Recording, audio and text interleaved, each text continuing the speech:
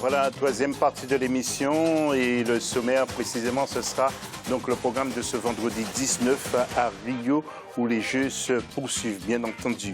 Alors le plateau, et avant ce plateau, justement, nous allons faire un petit clin d'œil à Zahra Mohamed Moutou, pardon, il ne faut pas que j'écorche son nom, surtout. Zahra, vous êtes bien là, hein? D'accord, Zahra, on se retrouve tout à l'heure. Et puis le plateau avec Bruno Aoyo. Bruno, bonsoir. Bonsoir, José. Bonjour aussi. Bonjour. Et il y a Saïd Afizi, Coucou Saïd, et puis Mohamed Traoré, Mohamed Coucou. Voilà. Et la question de l'émission, les Africains sont-ils intouchables dans le fond et demi-fond? Les réponses de nos intervenants, de nos internautes d'ici quelques instants. Le programme de ces prochains jours dans quelques instants avec Zahra.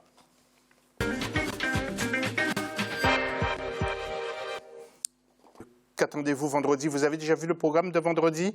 Pas encore. Pas encore. Ni vous, Saïd, hein? Vous n'avez pas encore consulté non plus? Pas encore. Bon, Mohamed non plus, vous n'avez pas des... Il y a quand même des belles courses dans le 200 mètres, par exemple, que la finale du 200 mètres. Dans laquelle femme où on verra. Oui, ce sera ce jeudi en particulier, cette finale du 200 mètres. Alors, sinon, Zahra, ce que vous allez faire, Zahra, vous allez peut-être... Oui, d'accord. Eh bien, nous allons enchaîner dans cette actualité. Vous le savez aussi, il y a un grand moment de basket, c'est USA-Argentine, l'une des attractions de ces quarts de finale. Nous allons tout à l'heure écouter deux grands joueurs de cette équipe, Kevin Durant et Kyrie Irving. Écoutez ce qu'ils disent à propos des Argentins. Ils peuvent réaliser des choses, car ils jouent en confiance. Mais le résultat du match dépend de nous. Nous allons jouer contre l'Argentine et il faut les respecter. Mais je pense que nous allons nous en sortir. Toute la pression est sur nous à chaque fois que nous pénétrons sur le parquet et je l'accepte volontiers. Mais les joueurs internationaux sont des professionnels et il faut respecter tout le monde. Ils jouent bien en attaque et ils ont une défense solide. Il faudra juste qu'on soit bien préparé. Les Américains sont favoris. Hein. Ouais. Quand on voit cette équipe, Kyrie Irving qu'on a vu, DeMarcus Cousins, tous ces joueurs qui sont absolument exceptionnels. Moi, je voudrais aussi parler un peu de l'Afrique. J'ai été déçu par Michael Gbinié, le meneur de jeu du Nigeria, qui a signé à Detroit. Je trouve qu'il aurait pu un peu plus porter cette équipe vers la qualification et dans ce tournoi. Oui. Louis-Georges Tin, de nouveau, pour sa dernière intervention, président du CRAN, nous dit quels sont les points sensibles qui touchent le CRAN et quel sport qui appelle la vigilance de son association. Y a-t-il des visées internationales et sur le continent africain, mais aussi ou juste en Europe? Écoutez, Louis-Georges Tin. Nous sommes sensibles à tout ce qui se passe dans le monde. Il y a une diaspora noire dans le monde entier. Donc tout ce qui est international nous intéresse. Alors évidemment, s'il y a la beauté du sport, et je trouve que les afrodescendants et les Africains sont de plus en plus visibles dans le monde entier grâce au sport. Donc c'est une excellente chose. En même temps, il y a encore des discriminations. Il ne faut pas croire que le sport soit un domaine dans lequel les Noirs ne sont pas discriminés. Quand on regarde le football, par exemple, en France, eh bien sûr, vous verrez beaucoup de Noirs sur le terrain. Mais quand vous remontez dans les équipes, au-delà des équipes, dans les instances dirigeantes, il n'y a plus de diversité. Même le basket en France, par exemple, les joueurs sont noirs, d'accord, mais les dirigeants sont tous blancs. Et donc, il y a là une difficulté, et nous sommes en train de discuter, corps à corps, pied à pied, avec les instances, pour qu'elles mettent fin à une forme d'apartheid qui ne dit pas son nom. Donc, le sport, ça a l'air très beau, c'est la diversité, c'est formidable, mais la direction du sport, là où il y a les enjeux politiques et financiers, eh bien, souvent, c'est comme dans le reste du monde. Zahra Mohamed Moutou, Zahra qui revient. Zahra, c'est à vous. Oui, alors José, je disais que ce vendredi sera une journée cruciale pour les athlètes du continent, des sportifs encore très présents en athlétisme. Et c'est d'ailleurs dans cette discipline qu'ils continuent de faire vibrer toute l'Afrique. Ibrahima Dumaba nous dresse un panorama des rencontres de ce 19 août. Regardez. En athlétisme, les demi-finales du 1500 mètres chez les hommes auront lieu vendredi 19 août à Rio. La finale du 50 km de marche chez les hommes est prévue vendredi 19 août avec notamment le Sud-Africain Mark Handel, seul représentant africain. De leur côté, les dames marcheront pour la finale du 20 km. Les épreuves du 4 x 100 mètres relais sont prévues vendredi 19 août à Rio dans les catégories féminines et masculines. Les qualifications se tiendront dans la journée et les finales dans la soirée. Voilà, Zahra, quelques mots encore supplémentaires, des brèves, vous en avez de votre côté, hein? Oui, tout à fait. Encore un dernier petit mot sur ce JO de Rio. Écoutez, Pierre Coubertin disait « Les Jeux Olympiques doivent être réservés aux hommes. Le rôle des femmes devrait être avant tout de couronner les vainqueurs. » Eh bien, l'inventeur des Jeux Olympiques modernes n'avait vraiment pas prévu que les femmes allaient conquérir presque tous les sports Jeux Olympiques. Aujourd'hui, 45% des 11 500 athlètes engagés sont des femmes. Et la sentence de Pierre Coubertin que je viens de vous citer date de 1912. Voilà pour moi. Je vous laisse avec José Douglas. Voilà, merci. Et puis Saïd, j'avais une question très importante à vous poser. Vous aimeriez bien être au Brésil pour ces Jeux? Oui, ça me ferait vraiment plaisir d'être sur la terre du football, une vraie terre sportive et voir une grande compétition comme celle-là. En espérant qu'un jour, l'Afrique puisse un jour l'organiser. Et pourquoi pas un conglomérat de pays, vu qu'il n'y a pas un seul pays qui peut l'organiser en Afrique, vu les difficultés en termes d'infrastructure, hormis peut-être l'Afrique du Sud ou le Maroc, voir plusieurs pays l'organiser de manière collégiale, ça peut être magnifique vu que c'est le seul continent qui ne l'a pas encore organisé. Oui, Mohamed, vous avez perdu une colle aussi, vous aimeriez bien Oui, j'aimerais bien que l'Afrique l'organise, mais je ne pense pas que le Maroc tout seul peut l'organiser. Moi, je pense que beaucoup plus des pays, en fonction des pays dans lesquels les athlètes excellent dans des domaines particuliers, on peut faire en fonction de cela. Ça serait super. Voilà. Bruno, et vous? Vous connaissez le Brésil? Non, jamais. Vous n'avez jamais été? Non, je n'y ai jamais été. Après, il faut voir. Hein. Très franchement, si c'est pour finir comme la Grèce, parce qu'on a des infrastructures mais qu'on ne peut pas les utiliser et que ça a coûté trop cher, honnêtement, vaut mieux attendre quelques décennies. Oui, parce qu'il y a vraiment de belles infrastructures. Hein. Lorsqu'on voit tout ça, c'est... Ouais. Ouais. Nous allons passer à l'agenda, messieurs. Si vous voulez, vous interviendrez. L'agenda de ce vendredi 19, football. À 16h, ce sera le match de la 3e place chez les filles. Et puis à 20h30, ce sera la grande finale. Il y aura bien sûr du volleyball avec les demi-finales hommes. Et puis les demi-finales femmes également, de la boxe chez les plus de 91 kilos, chez les hommes, moins de 52, moins de 64 et moins de 75, du handball avec les demi-finales hommes. Et puis un peu plus tard, il y aura les demi-finales femmes. Nous enchaînons avec quoi d'autre? Peut-être un peu de boxe encore, mais cette fois-ci pour les femmes, la finale chez les moins de 60 kilos, du basket, à partir de 22h, avec les demi-finales femmes et les demi-finales hommes, et puis l'athlétisme qu'on attend tous. Alors là, cette fois-ci, Bruno, Saïd et Mohamed, on devrait avoir quelques petites médailles encore. Hein. Ouais. Non? Oui, dans le... Je ne sais pas. Sur le 5000 mètres. Oui, sur le 5000, sur le 5000 mètres, effectivement, Saïd, bien vu.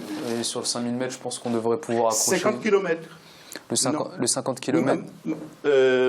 Final, je crois que c'est la marque.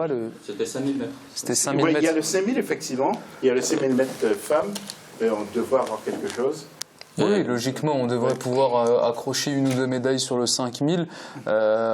Chez les femmes, on sait qu'il y a les... Au 4 fois 100, c'est pas la peine d'y compter, hein, ni chez les femmes, ni chez les hommes. C'est du sprint et c'est vraiment les États-Unis ou la Jamaïque. Il faut une technique particulière pour le relais aussi. Donc, on n'est pas spécialisé. Nous, comme on l'a dit, d'ailleurs, la question du jour portait sur le demi-fond et sur les courses de fond. Là-dessus, que ce soit l'Éthiopie, le Kenya, le Maroc ou même l'Algérie avec Makloufi, on peut décrocher des médailles et grossir les médailles sur le continent, mais pas sur le sprint. Direction le continent, messieurs, ce sont des images et un sujet qui va vous intéresser énormément, juste après ça. Viviane Baoken nous dit quels sont les anciens sportifs qui ont pris part aux Olympiades. Regardez ça. Françoise Bango-Itone est la seule athlète camerounaise de l'histoire à avoir remporté un titre olympique, médaillée d'or en 2004 et 2008. Et son nom demeure dans les annales du record africain et olympique en triple saut, notamment avec un record de 15,39 mètres. Près d'une dizaine d'années passées hors des pistes, Françoise revit encore ses rêves d'athlète camerounaise. Aujourd'hui, bien que naturalisée française, l'athlète partage ses moments de victoire sous les couleurs nationales camerounaises avec beaucoup d'émotion. Mes deux grands moments de victoire. En 2004, où je gagne ma première médaille d'or olympique. Et c'est un souvenir immense. avec ce drapeau qui me tombe dans les bras du Cameroun et je commence à faire le tour du Cameroun, du stade. Et je vois sur le grand écran Olympic champion Françoise Mbango from Cameroon. Donc c'est là que je me suis dit, ça y est, c'est fait, je l'ai réalisé, j'ai gagné, le Cameroun a gagné. C'est immense, c'est immense. Et les années suivantes, je me suis mise hors des pistes parce que j'ai eu de la maternité. Et après, je suis revenue pour les prochains Jeux Olympiques. Et de là, je gagne encore après la maternité. Et avec un bonus dans le record olympique qui est encore actualité. Donc ce sont des moments immenses. Alors parfois, les journalistes me demandent quelle est la médaille qui me porte le plus parmi les 2 médailles d'or olympiques. J'arrive pas à faire un choix. Parce qu'en 2004, c'était la première. Et en 2008-2007, c'était la deuxième, mais il y a un record olympique au-dessus et après une maternité. Donc les deux sont aussi fortes l'une qu'autant que l'autre. Un autre nom, une autre athlète, Luisette Toby. Après une brève carrière malheureuse, ce professeur d'éducation physique et sportive s'est réfugié dans les programmes sportifs. 20 ans plus tard, les souvenirs qui restent au fond d'elle lui rappellent les épisodes noirs de sa carrière. Avec du recul, 20 ans plus tard, j'ai le sentiment d'avoir raté quelque chose dans ma carrière. Et ça arrive. Et j'ai un entraîneur, mon entraîneur, M. Butan, disait toujours, au sport de haut niveau, dans le sport de haut niveau, il faut travailler physiquement, tactiquement, mentalement, mais il faut aussi avoir de la chance. Donc je pense que moi, il m'a manqué de la chance dans le déroulement de ma carrière sportive et je pense que c'est une des choses qui m'a poussée à rapidement raccrocher. Le temps est passé, mais les souvenirs se revivent comme si c'était hier. Chacune des 2 femmes veut prolonger son rêve, celui de transmettre leur vie d'athlète à leur entourage. Aujourd'hui, par exemple, Françoise Mbango a mis en place 2 fondations d'œuvres sociales. Il est question pour elle de soutenir et d'encourager la jeunesse dans le domaine sportif. Voilà. Et puis, Bruno, ce mercredi 17, il y a une info importante qui est tombée. Il y a une magouille de vente de billets, non? Oui, c'est le président du comité olympique européen, Monsieur Hickey, qui a été pris dans des histoires de vente de billets, de revente de billets, de façon illégale. Donc là, il a été arrêté par la police brésilienne. Voilà, oui, comme quoi. C'est d'autant plus scandaleux que c'est des gens... moi, je serais d'avis à pas excuser, mais en tout cas être plus mesuré quand c'est des gens qui sont dans la nécessité, vraiment dans le besoin et qui ont des difficultés de survie. Mais ces gens-là sont à l'abri du besoin et c'est uniquement l'appât du gain, le fait de toujours en vouloir plus, qui les plonge à faire des trafics comme cela. Donc moi, je serais d'avis à être sévère par rapport à ça. Ils sont 4, d'autant plus un président d'un club de Ligue 2 anglaise. Donc quand on voit le niveau qu'ils ont aujourd'hui, de les voir trafiquer des billets, sachant qu'on parlait de l'accessibilité des billets tout à l'heure, ils les vendent à des prix extraordinaires, donc c'est totalement condamnable et apparemment il avait même eu un malaise juste après ça. Donc les déboires ne font que commencer pour lui et je voulais juste ajouter un aspect, une athlète dont on a retiré les médailles des JO de Pékin suite à des analyses pour dire que pendant les Jeux Olympiques, il y a certains athlètes qui ont la peur au ventre parce que à n'importe quel moment, on peut annoncer que lors précédente compétition, ils ont été dopés. Donc ça s'est passé aussi aujourd'hui et je pense que d'autres athlètes russes emboîteront le pas. Ok. Merci Bruno Oyoro. Merci à vous, José. Merci à Saïd, à Fizi. Merci à tous. Saïd, vous ne partez plus en vacances avant. Ah non, je suis là. Je suis là. Merci. Merci à tous. Et demain, même heure, même antenne, comme d'habitude, Africa 24 pour les Jeux Olympiques. À tous.